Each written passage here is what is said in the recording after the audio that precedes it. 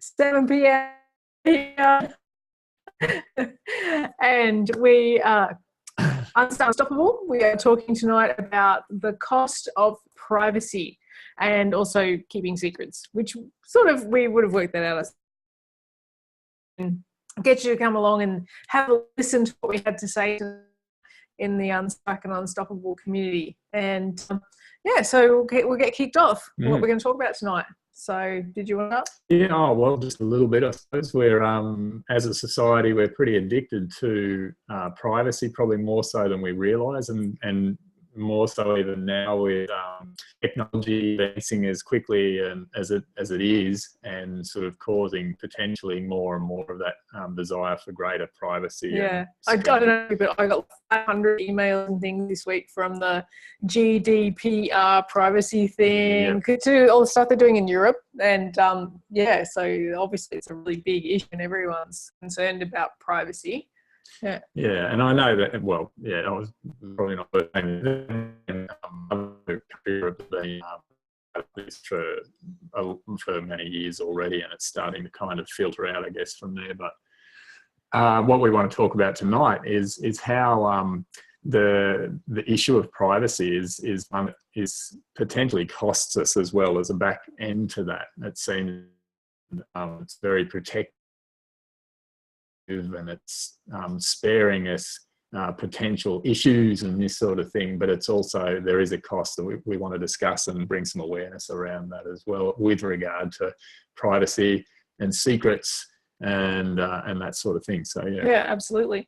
So it's something that societally we've been, as you said, like really indoctrinated into, and it happens from a really young age too. Like when we're really little, there's certain things that you get told, oh, you can't say anything about that to anybody or whatever, and it becomes like there's like this little family unit, and things that happen in the family stay in the family, and that sort of stuff. And not always sinister, by the way. We just general things could be just no, it's just about us, our family. I remember, learning things like, well, you never talk to anyone about your bank account. You don't tell anyone how much you earn or anything. It's nobody else's business, any of that sort of information, that sort of thing. And, being one to always question everything. And the question was, why? What difference does it make? Really, what difference does it make if someone knows how much you're earning or even how much is in your bank account? Because unless they've got your password and can back then do your signature, there wasn't really much of a way to access any of that, was there really? No. Yeah, I mean, obviously you don't want people getting a hold of all your electronic bits and pieces and getting into all the back end and being able to do some nasty things. But really, we've taken it to the next level. Yeah, well, we're not really talking about passwords and all these sorts of details where you've got the back end access and that sort of thing. That gets to stay secure, I suppose, for a different reason. But we take it a lot further than that, and it sort of extends out into our private life and what we're willing to show the world and what we're not willing to. And we want to have a look at that. We want to look at those sorts of things and what the costs are there. That there's things that go on in life, and if people were to know XYZ, then they could use it as a weapon against us, even if it's not sinister, it's just something that we're not proud of or not owning in ourselves, and we're not wanting to take responsibility for or recognize or love in ourselves. Then we get worried, we're fearful that someone's going to be able to use that information against us in one way or another. And that comes down to a really big problem then for us, because we're always running around looking over our shoulder, just making sure that, we're always holding up a certain persona and a certain way of getting out in the world, and hoping that no one will actually get in the back end and find out the truth of who we really are. Yeah, and the thing with it is too, while we're doing that, what we're doing is we're judging ourselves firstly, and we're saying, okay, there's a part of me, there's a part of the way I think or the way I behave or the way I speak or whatever behind closed doors that's not okay. It's not, it's bad, it's wrong, or any of these sorts of things. So it's a judgment of self, which is costly. What it does is fragments you. and breaks you up into little pieces. So some of those pieces you're willing to accept, and others you're sweeping under the carpet and saying, no, that's not okay. And I certainly won't be expressing that in public because I don't want anybody else to judge me either. So we're fearing judgment from outside ourselves while we're judging ourselves. And we're also judging the world and the people in it as being people who are going to judge us as well if they know that thing or those things about us. So there's a hell of a lot of judgment going on there. And it's going on even unconsciously. We're just in this addicted state to behaving and being in the world in this way. So all we expose to the world are the little bits and pieces that we believe to be okay. And they're the bits that we're saying, yeah, all right, I accept that about myself, but those other things I don't. And that's it's a very fragmented way to get around in the world. Yeah, absolutely. So, our persona, our identity all comes down to how, not who we think we are, it's actually who we think that they think we are, which is really confusing initially. You got to run it through your head a few times, but that's true. The way we behave, the way we present ourselves and we get dressed in the morning. If you go to work, you potentially dress yourself differently to when you're hanging around having a day at home. And you could argue, which is more authentic? Well, there's no right or wrong to this, but it's about the persona portraying in that given moment at any given time. So it's really important that we're aware of that and we're making conscious choices around our identity and our persona and our authenticity rather than just trying to sort of cover things over and present this veneer in the hope that people perceive us the way we want to be perceived, if that makes sense. So, yeah. And it's all because of not owning all those bits of yourself, that fragmented part. And there's around in the world in a way, in that sort of way, in a way that we and we all do it to a greater or lesser degree. We all do it. There's costs involved there, and particularly in relation to 6 human needs that we have. There's some of those things are, we want to, by nature, contribute in society, contribute to the world in one way or another. And what it costs us there is that we're unable to contribute, at least not to the full extent that is available to us. Or we start our stories with, well, I've got this friend, or I'm asking for a friend. And we all know that's code for I'm telling you a story about me or I'm asking for myself. But really, we instead of actually stepping out there and being fully authentic in the moment, we can't contribute in that way. And that makes it really difficult because stories is how we learn. Stories is how we teach. If we want to mentor our children, for example, one of the best ways to do that is to actually share our experience with them. And most of us as parents are pretty good at that, but sometimes we don't actually give them the full picture because we don't want them to think that when we were a naughty teenager or a naughty kid, that they can now get away with it because we did it. Because that's kid logic. That, well, you did it, Mum, so therefore I should be able to do it, blah, blah, blah. But the fact of the matter is, if you're fully authentic with this story and then you actually portray the consequence, even if it wasn't particularly a punishment, but maybe walking around with a sense of guilt or, just knowing there's something that you didn't actually get away with, because you never get away with anything really that you feel guilty about, then you can't portray that to your kids effectively, and then they can't learn. The same with friendship groups, peers, your spouse, really important. We're able to be 100% able to connect authentically with each other and not have this secrecy, privacy thing going on. Otherwise, in relationships, just in relation to that, in relationships, you might have a big number of people you would consider good friends.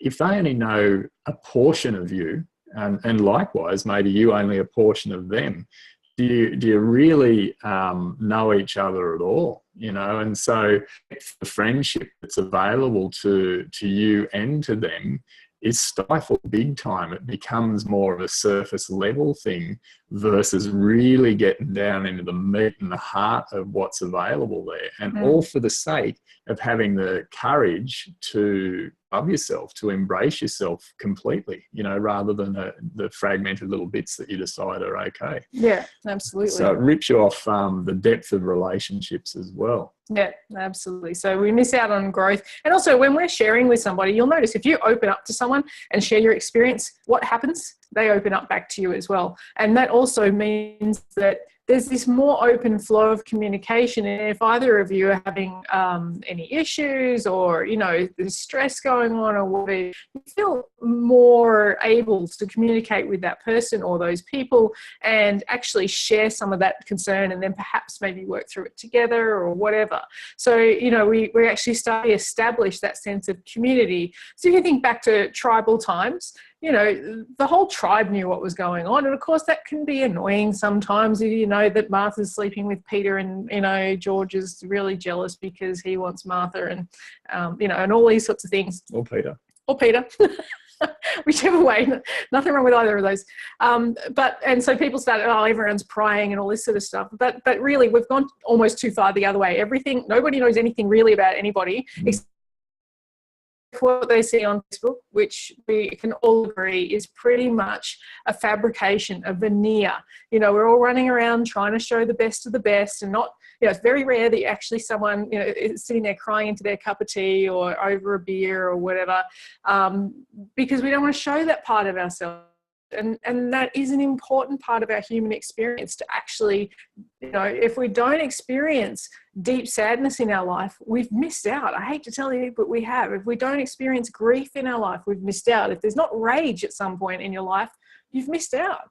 We can't live the centerline life as far as just vanilla goes. It's not what we came here for. So as much as we want the elation and the excitement and the thrills, we actually still do want all the other negative emotions as well. We need them, you know, both sides of the equation in our life. And that's part of living authentically as well.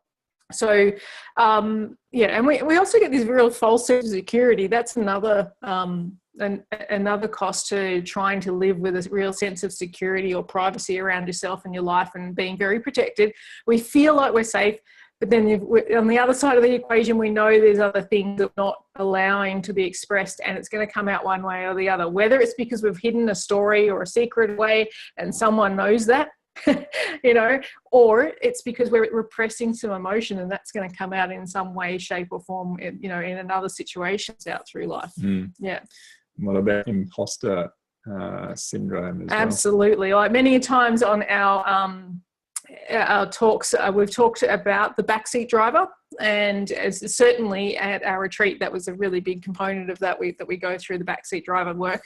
And so your backseat driver is that little voice in the back of your head that sort of is giving you a hard time sometimes, and it really gets in there, and it's usually the one that's telling you you're an imposter.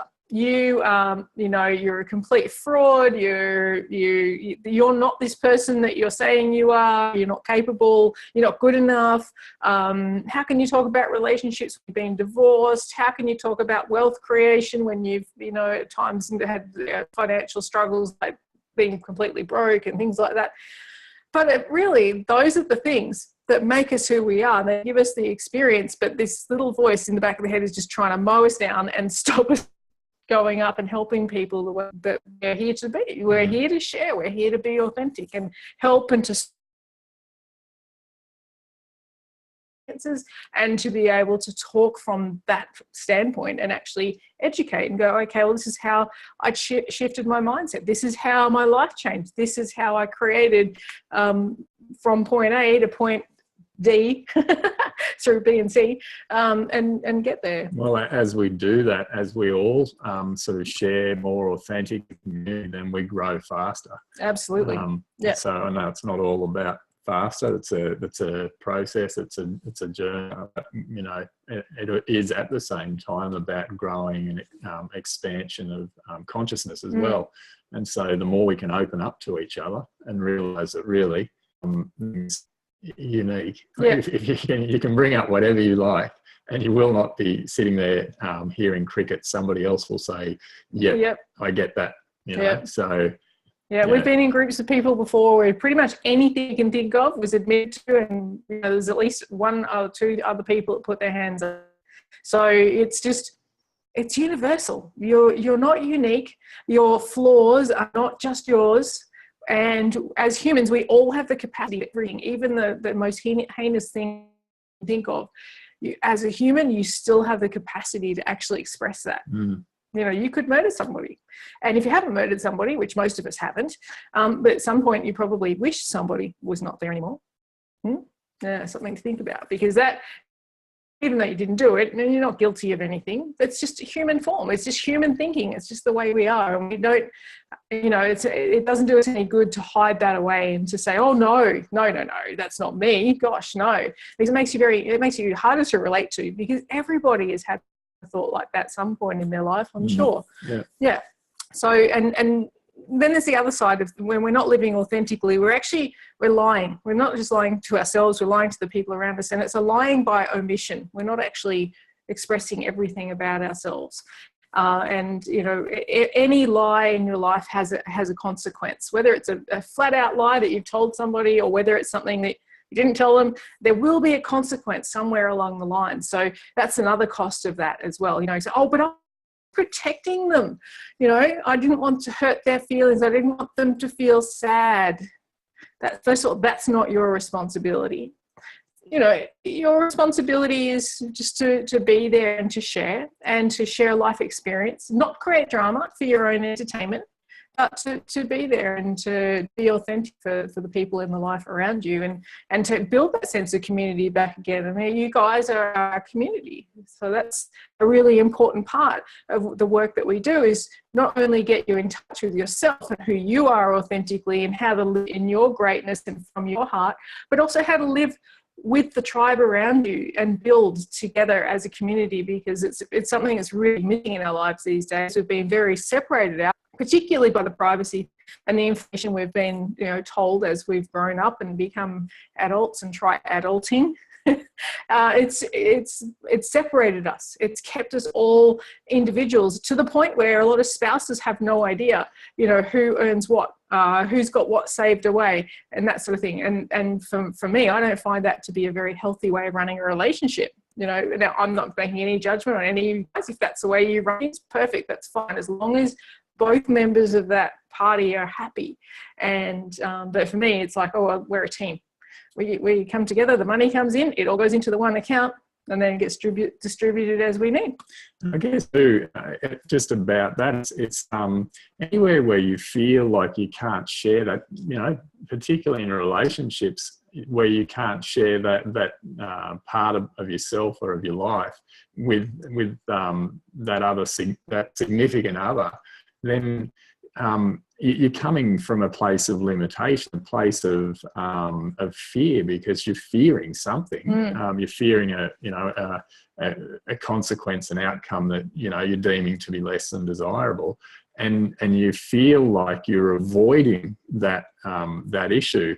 And what you might avoid, perceived issue, of trying to avoid things and being attached to, not having this happen or whatever. It's attachment, and aversion, and these sorts of things are what cause suffering in your life anyway. So you really don't miss out, So whilst it might be perceivably difficult to open your heart and be your true authentic self, it's going to be easier, and life is going to be richer than staying limited and stuck behind here. They're two very different experiences of life as well. Yeah. What about the public values versus the private sort of? Yeah, absolutely. Well, as I said, when we're going around, we have this persona or this idea. We're trying to be consistent with who we think you think we are. And so versus what we're used to is we're trying. We're worried about or concerned about what we think people think of us. Yeah, absolutely. So we put on this public display of a value that's important to us, and that basically covers up a perceived void that we have about ourselves. So we think we're lacking somewhere, and so then we fabricate and we put over the top of that a public value that everybody can see, where we go, oh, I'm really good at. So what was a great example we used earlier on today?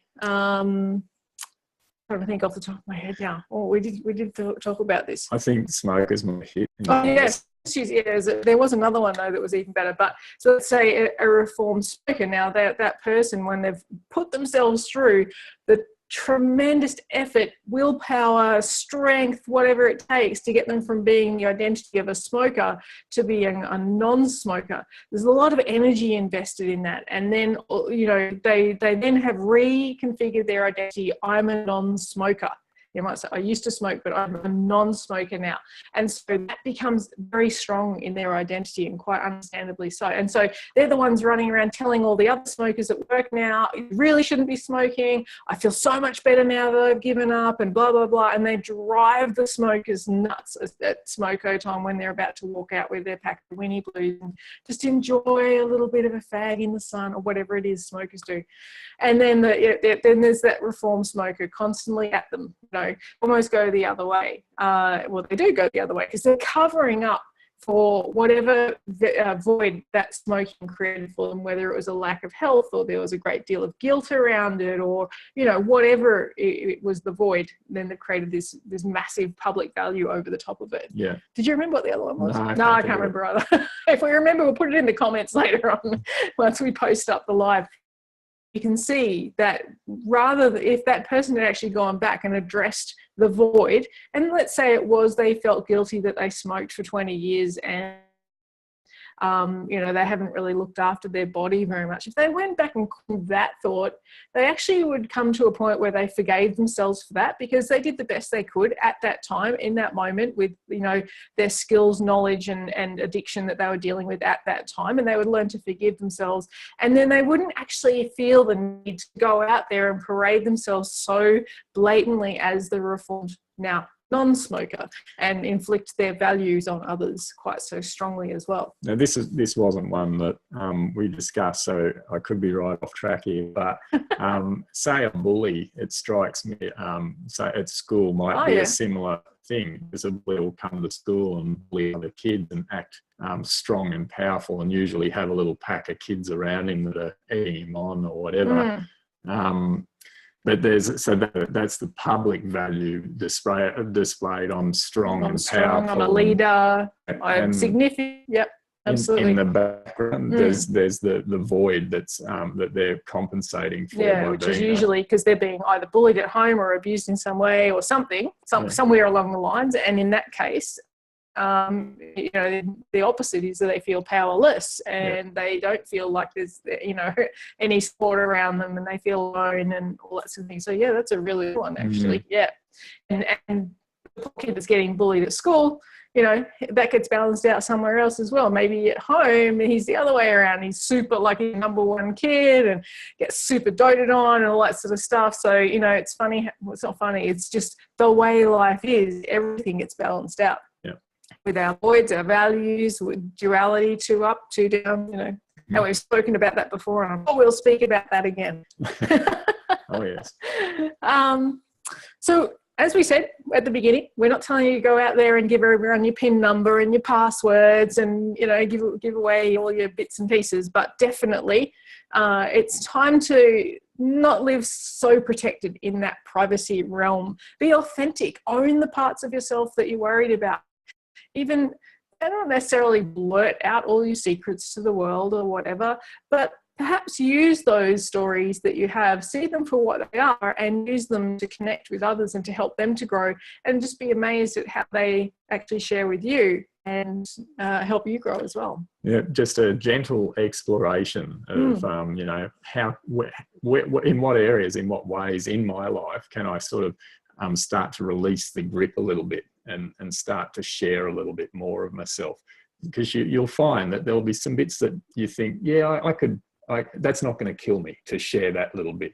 And just get that flow starting to happen. And you will be amazed at how energetically that flow will start to build momentum. Yeah, less fear. Yeah, all that sort of thing. Quite a liberating thing to do. Yeah, absolutely. And quite frankly, you could put your whole bank statement online with your bank account number and everything on it, and the balance. What can anyone do about it? Really? If they just got a piece of paper and took a photo of it and stuck it up there, they can see your out, they know what you're thinking, they know how much is in there. But what difference does it make? It really doesn't make any difference at all. So anyway, you can release some of the fear. You don't have to get around the world and that sort of thing. I mean, it's a little bit funny now because, as I said, I saw this little meme a couple of weeks ago. I think I might have even posted it. In the 1950s, people would be on the phone. They'd be like, "Oh, Big Brother's listening. Don't say too much." And now it's like, "Oh, Big Brother, can you tell me how to make a pizza?" As they talk to their Alexa in the kitchen. We just talk to Big Brother all the time. So, the fact of the matter is data is being collected on you anyway. If you're not doing anything wrong, don't worry about it. Just live authentically and, get there. Yeah. And what's wrong? Yeah, what's wrong? You can't have a loss without a gain. Another topic. Another topic, yeah. It's so great to see so many jump on tonight. This is great. So look forward to seeing you guys probably next Thursday again at 7 o'clock. And feel free to add comments. I saw Lorraine jumped on earlier there. Thanks for saying hi, Lorraine. Sorry, I couldn't stop right there and then. But have a fantastic night, and anything to add, put it at the bottom, or if you want to have a little joint discussion with us on a different topic, pop it in there as well, and we'll see what we can do. Awesome. All right. Thanks have a good night. On. Thanks for jumping on. See ya. Bye.